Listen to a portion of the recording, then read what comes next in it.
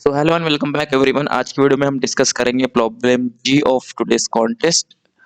सो इस क्वेश्चन में हमें एक 2D ग्रिड दिया गया है और उस ग्रिड में हमें कुछ पर्टिकुलर सेल्स पे टारगेट दिए हैं, जैसे कि ये इस ग्रिड में जो हैश डिनोट कर रहा है टारगेट्स। और हम किसी भी ऑपरेशन में एक कोई सेल चूज कर सकते हैं, उस सेल से हम 4 डायरेक्शन में अटैक कर सकते हैं और कोई डायरेक्शन चूज करेंगे तो मैक्सिमम नंबर ऑफ सेल्स जिसमें टारगेट होंगे वो कितने होंगे। सो वो हमें निकालना है कि maximum number of targets we can attack. Okay, so देखते हैं कि इस क्वेश्चन को कैसे सॉल्व करेंगे। So let us suppose this is the given grid और हमने ये पर्टिकुलर पॉइंट चूज किया है and this is the pattern in which we have to count how many number of targets are lying in this. So simple अगर हम brute force approach लगाएंगे हर एक cell पर तो उसकी कॉम्प्लेक्सिटी हो जाएंगी k into number of rose, right, क्योंकि हर एक रो पर हम k टाइम्स मूव करेंगे। सो फॉर each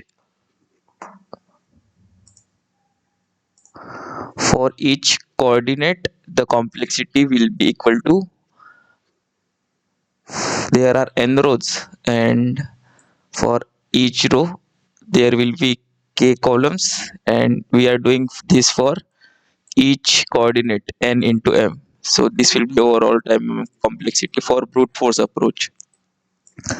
अगर हम कुछ पी प्रोसेसिंग करेंगे, जैसे कि प्रीफिक्स सम अगर हम लगाएंगे इस केस में, जैसे कि ईच रो में अगर हम प्रीफिक्स सम स्टोर करेंगे, इस रो में अगर प्रीफिक्स सम स्टोर करेंगे जो स्टोर करेगा कि from starting row to ending row how many number of targets are there, तो हम हर एक रो के लिए ओ ऑफ वन में निकाल सकेंगे कि टोटल नंबर ऑफ टारगेट्स कितने हैं। If O of n O of one, so each row के लिए हम ओ ऑफ वन में निकाल सकते हैं और टोटल नंबर ऑफ रोज कितने हैं इसमें डी, राइट, क्योंकि ये आई प्लस डी तक जा सकता है। सो इस केस में टाइम कॉम्प्लेक्सिटी कितनी हो जाएंगी, सॉरी ये डी नहीं, ये के गिवन है। सो टोटल नंबर ऑफ रोज कितने होंगे के, सो एन इंटू एम इंटू के। सो ये कॉम्प्लेक्सिटी हो जाएगी, राइट। अभी एक बात नोटिस करना कि हमें गिवन है क्वेश्चन में n into m can at max be up to 10⁵. Let us suppose this number is nothing but n. So n into m is less than equal to capital N. So इसमें दो case हो जाएंगे। अगर n less than equal to root n है, so m should be greater than equal to root n, right? और अगर n greater than root n है तो m should be less than root n। और ये जो हमने केस लिया है उसमें m is greater than n, that means m is greater than root n and n is less than root n, right? So total number of rows इस case में हमेशा लेस देन रूट n रहेंगे क्योंकि n is less than root n, right? ये case हो जाएगा जिसमें n is less than root n, right? So total number of rows जिसमें हम ये लगाएंगे कि how many targets are there, that will be not equal to k but that will be at max root n। So इस case में complexity हो जाएगी n into M into root n। So अगर टोटल नंबर ऑफ सेल्स है n into M which is equal to n 10⁵, so complexity हो जाएगी n into root n which is acceptable in this case.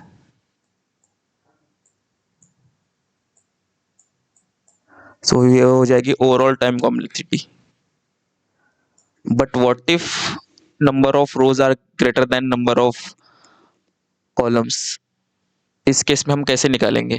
क्योंकि अगर हम हर एक रो के लिए स्टोर करेंगे how many number of targets are there using prefix array, अगर लगाएंगे हाउ मेनी targets are there, so as n is greater than root n, so complexity will be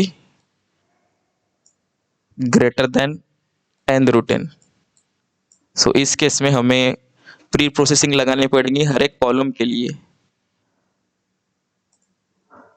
हम हर एक कॉलम में स्टोर करेंगे हाउ मेनी नंबर ऑफ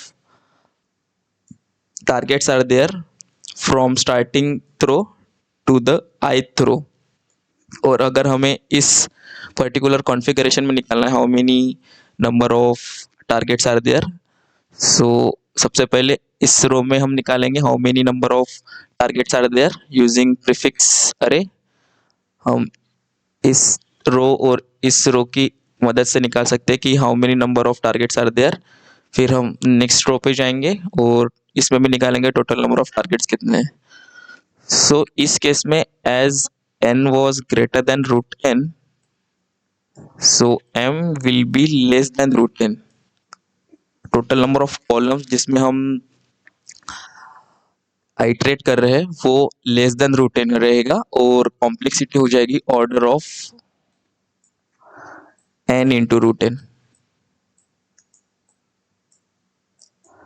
सो अगर total number of rows greater than total number of columns है तो हम prefix सम store करेंगे हर एक कॉलम के लिए, और अगर total number of columns greater than total number of रोज है तो हम प्रीफिक्स अरे स्टोर करेंगे हर एक रो के लिए और हर एक रो के लिए आइटरेट करेंगे। और अगर रोज ज्यादा है तो हर एक कॉलम के लिए आइटरेट करेंगे, right. So this was the whole intuition and logic behind this question. I will show you the code. So this is the code.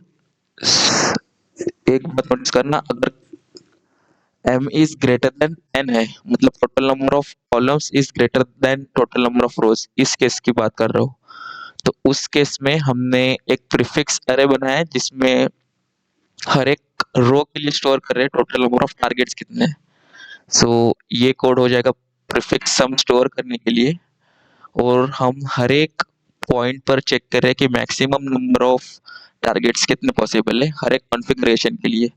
ये 4 डायरेक्शन गिवन है, तो हर एक डायरेक्शन के लिए हम चेक करेंगे कि कितने total number of targets possible है, राइट। सो ये फर्स्ट कॉन्फ़िगरेशन हो जाएगा इस डायरेक्शन के लिए, और ये पूरा इम्प्लीमेंटेशन बेस्ड है कि कैसे आप इम्प्लीमेंट करेंगे, क्योंकि हर एक रो के लिए जो टोटल नंबर ऑफ कॉलम्स में आपको निकालना है टारगेट कितने, वो 1 से रिड्यूस हो रहा है, तो हम एक काउंटर वेरिएबल रख सकते हैं इनिशियली इस ये पॉइंट करेगा इस कॉलम पे, फिर जब नेक्स्ट रो के लिए हमें निकालना है तो हम पॉइंटर को रिड्यूस करेंगे 1 से। सो ये कर डिनोट कर रहा है कि पॉइंटर किस पर्टिकुलर पॉइंट पर पॉइंट कर रहा है। और सिमिलरली अगर total number of rose is greater than total number of columns, उस केस में हम प्रीफिक्स अरे बनाएंगे हर एक कॉलम के लिए, राइट। सो m डिनोट कर रहा है टोटल नंबर ऑफ कॉलम्स, और उस केस में हर एक कॉलम के लिए स्टोर कर रहे हैं कि टोटल नंबर ऑफ टारगेट्स कितने होंगे। और सिमिलरली जो हमने इस केस में किया था यही करेंगे, लेकिन एक बात याद रखना कि हम हर एक कॉलम के लिए स्टोर कर रहे हैं, right. And at max return करेंगे maximum number of targets that can be attacked. So this was all about the intuition and logic behind the problem. If you have any doubt, you can ask me in the comment section. Thank you so much.